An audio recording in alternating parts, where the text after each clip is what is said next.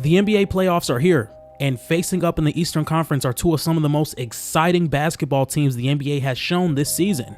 At the third seed, we have the New York Knicks, and trading for Karl Anthony Towns just before the season started, he's given them 24 points per game and 13 rebounds and has been an All-NBA candidate this season. And right next to him is Jalen Brunson, who's been giving you an efficient 26 points per game and is an All-NBA first-team candidate as well.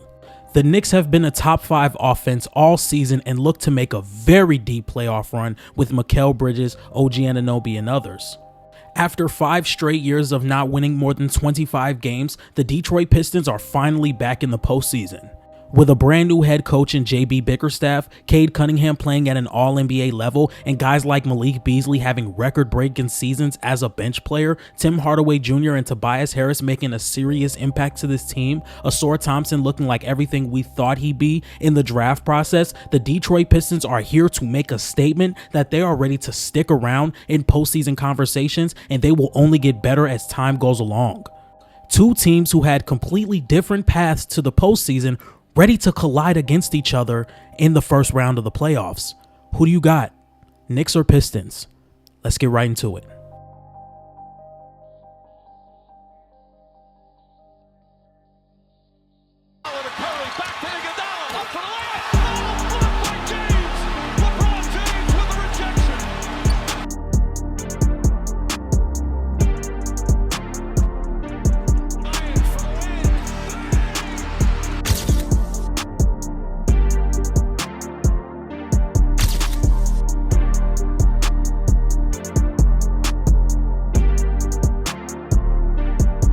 I think the Eastern Conference is getting extremely disrespected when we talk about some of these playoff matchups. Yes, in the Western Conference, it's well-deserved with the Lakers and Timberwolves and the Clippers and Nuggets. We're going to be getting into those series later on this week, but I think we have some really good playoff series in the Eastern Conference, especially the 3, 6, and 4, 5, especially with the New York Knicks and the Detroit Pistons, because I think this is going to be a way tougher series than you guys are expecting. And the New York Knicks have been really good this season. They've been a top 5 offense, and they have 2 All-NBA caliber players. But would I be wrong to say that the Detroit Pistons are a bad matchup for the New York Knicks?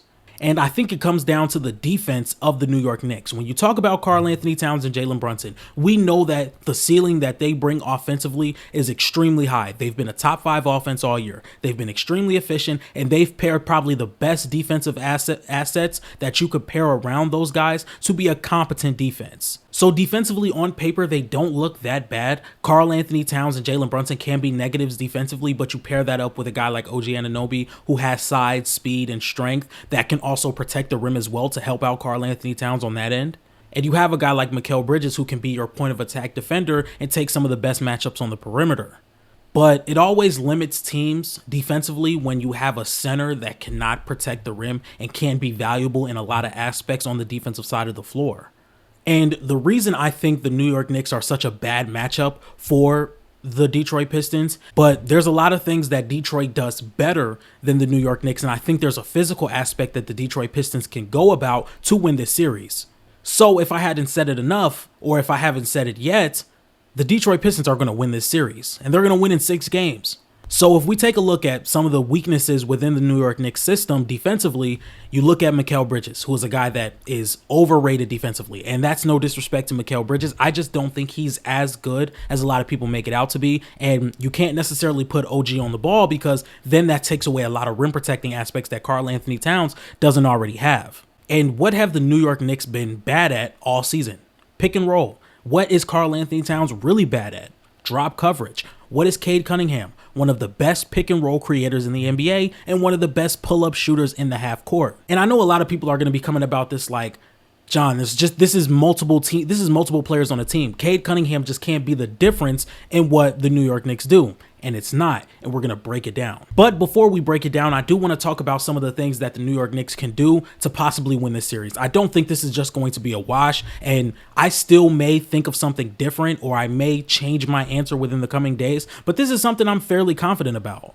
I do think on the offensive end, the Knicks do have a lot of firepower, and when the Knicks do go on a run, if Karl Anthony Towns is having a hot streak from 3, Mikal or OG, or Jalen Brunson, who I just don't think the Pistons have a real answer for, it's going to be very interesting to see how the Detroit Pistons are going to combat that when they do go on those runs. I also think another important aspect to this is how will the Detroit Pistons look offensively when Cade Cunningham is not on the floor. When I watched some of these games, the New York Knicks went on their runs when Cade was not on the floor and the offense was very inconsistent. So I think the difference in the series is how will the supporting cast play? Will Malik Beasley make shots? Will Tim Hardaway Jr. make shots? Will Tobias Harris make shots? Will Jalen Duren be viable defensively? All these things are going to come into factors for this team. Something I thought was very intriguing for the Detroit Pistons to start this game was they were playing zone in about the third quarter, some of the fourth, but mostly in the third quarter they were playing zone. And I think Mikal Bridges was frying it, to be completely honest. But I do think this is something they can go to if they have the speed on the perimeter. But Mikal Bridges caught fire within that second half. I think he was 5 for 7 from 3, and this is what led a very big run for the New York Knicks. And once again, we're going to take a look at what Mikal Bridges does off ball, because Mikal Bridges' off ball game is something that's very underrated, might I add. I think his cutting and his play on the baseline is what makes him so viable as an off-ball shooter and off-ball cutter, things of that nature. And the way he was playing off-ball against the zone, I think, was really good. You're going to see him kind of dive to the rim. Cade's going to just kind of lose him a little bit, thinking that he's going to be going to the other side. And Fontecchio's thinking the same thing, just for him to cut right back to the corner when both of these guys are picked up by the screen so he can get an open three. This type of off-ball movement is something that can really beat a zone that this Detroit Pistons is trying to run. I also think that zone could work with stopping Karl-Anthony Towns from driving to the basket from the perimeter. We've seen Karl-Anthony Towns get a lot better as a ball handler with the amount of space that the New York Knicks play with. But if you play in a zone, you're going to force him to dribble in traffic a lot, which we know Karl-Anthony Towns could pick up some charges. He could turn the ball over and things of that nature. So I think that is an aspect that you can also take away. But then again, I don't know how much you can run the zone because you have guys like Jalen Brunson, Cat, OG, Mikal, who can all hit shots from the perimeter and kill you from that area. But on to the Pistons. I think the main reason I'm picking the Pistons to win this series is because they can exploit a lot of things that the New York Knicks are just not good at. And I think that's pick and roll defense. I don't think Mikal does a great job at navigating screens, and I don't think Karl-Anthony Towns is good in drop. So a lot of things that the New York Knicks do is they try and play Karl-Anthony Towns at the level to force the ball out of the ball handler's hands, but then that's when Jalen Duren comes in. I think Jalen Duren gets really underrated as a passer, and especially as a passer out of the short roll. And here's a really good example to some of the things that I'm going to be pointing at in the pick and roll opportunities. I think Cade Cunningham is one of the better pull-up shooters in the NBA. And here we go right here. Karl-Anthony Towns is going to be playing at the level in pick and roll because he's not a good drop defender, and Cade Cunningham is one of the best pull-up shooters in the NBA. I think Jalen Duren is a really good screen setter, he's a really good roller, and he's a really good passer. So if you're having your biggest body at the perimeter and he's playing at the level and allowing Jalen Duren to roll here, once again, he has an easy path to the rim, and he's going to force Josh Hart and Mikal Bridges to collapse. So if you're going to you have multiple options here. You can either pass to Malik Beasley, who's one of the best shooters in the NBA and second in total three-pointers made in a season, or second in total three-pointers made this season, and you also have a cutting Ron Holland. Jalen Duren's going to make the decision. He's going to pass it to Ron Holland. It's going to be an open basket. And I know a lot of people are thinking, hey, John, why wouldn't I just put OG Anunoby on Cade Cunningham? I think OG Anunoby's pure job is to help out as a rim protector for Karl-Anthony Towns. The New York Knicks are aware of Karl-Anthony Towns' weaknesses as a rim protector. What can OG do to help that? Be a help side rim protector. I don't think they're going to put OG Anunoby on Cade Cunningham when Karl-Anthony Towns has to play at the level. So now both of your either big body or best rim protector on the team is out of the paint, and now you have open opportunities for a guy like Jalen Duren to roll to the basket. OG Anunoby brings a strength, rebounding, and rim protecting aspect that a lot of these other wings just don't have for the New York Knicks team. And if you're going to be pulling both of those guys out of the play, it's going to be free reign in the paint. And this is exactly why OG Anunoby plays as a low man for the New York Knicks, and he can't guard Cade on the pick and roll. So once again, we're going to see Karl-Anthony Towns is going to play at the level in pick and roll. He's going to speed up to try and take away the pull-up three-pointer from Cade Cunningham. So once again, You have a rolling Jalen Duren, and OG Anunoby is the low man here to kind of protect the shot. But when you have such a height advantage against OG Anunoby, he's going to be able to put this shot up. Even then, you trust Jalen Duren in these type of opportunities to make passes for an open player like Tobias Harris, and if he knocks that shot down, he knocks it down. So he's going to make this shot easy, and it's going to be easy offense for the Detroit Pistons. I'm telling you, there's a reason why Cade Cunningham plays so well against the Knicks. Even when OG is guarding him here, they're going to attack Karl Anthony Towns in these screen and roll opportunities. Here, they're just going to run a simple handoff, and Cat is going to play drop coverage, giving Cade Cunningham all the space in the world to pull up from three.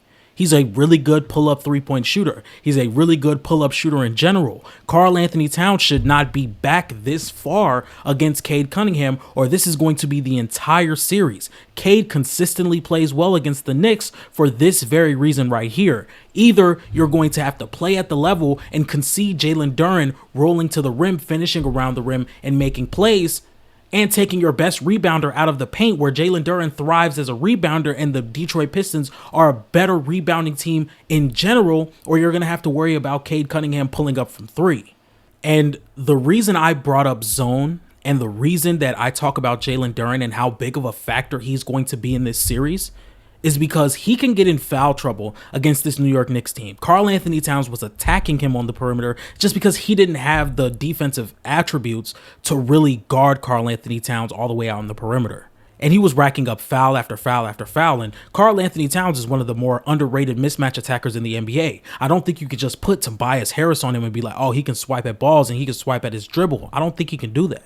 So it's going to be really important to try and get the best defense you possibly can against Karl Anthony Towns, even though I do think Isaiah Stewart plays defense on Karl Anthony Towns way better than Jalen Duren. You're taking away a rebounding aspect that Jalen Duren does so well for this Pistons team, and this rebounding that they provide is going to be very important against a team like New York.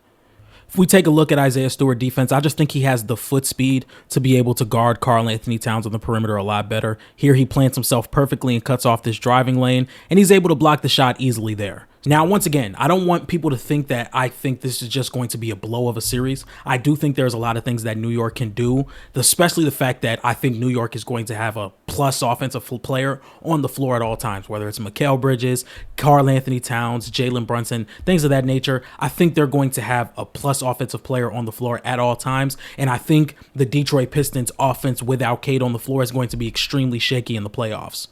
That's why guys like Malik Beasley, Tim Hardaway, Tobias Harris, Ausar Thompson, they're going to have to hit their shots and they're going to have to be valuable offensively throughout this entire series for them to win.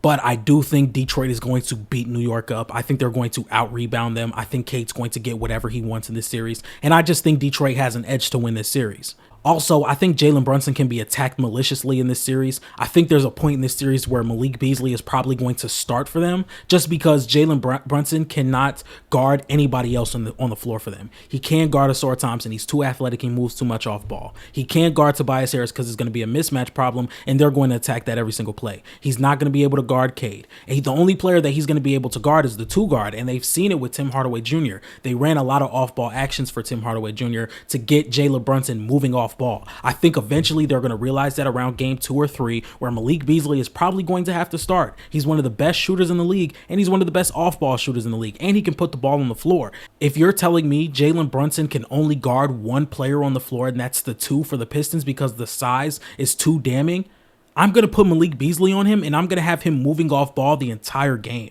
So that's what I'm saying. On paper, the New York Knicks look like a way better team than the Detroit Pistons. But I think what the Pistons do well is going to constantly dig at what the New York Knicks deficiencies are. And they're going to be put at a forefront in this series.